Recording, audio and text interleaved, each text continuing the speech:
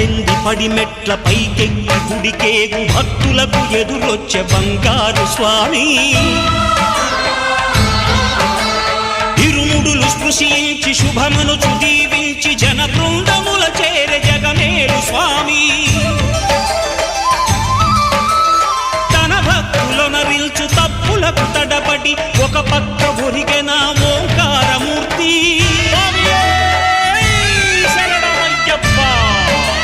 స్వాములందరూ తనకు సాయము కాగా ధీమంతుడై లేచే ఆ కన్య స్వామి